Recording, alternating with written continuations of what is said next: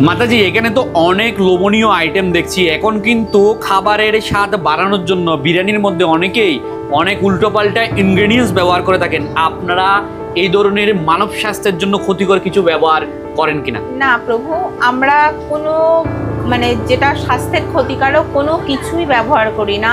বিরিয়ানিতে কোনো ডালডা বা বিরিয়ানিতে কেন কোনো কিছুতেই কোনো ডালডা জাতীয় কিছু ইউজ করি না।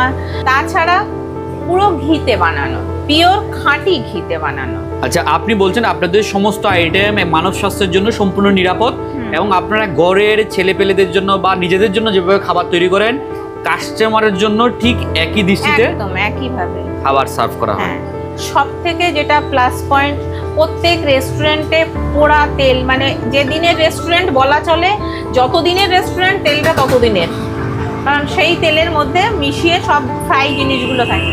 আমাদের এখানে কোনো তেল রাখা হয় না। আপনাদের ডেলি তেল ডেলি ফ্রেশ ইউজ করা হয়? হ্যাঁ, ফ্রেশ তেল ইউজ করা হয়।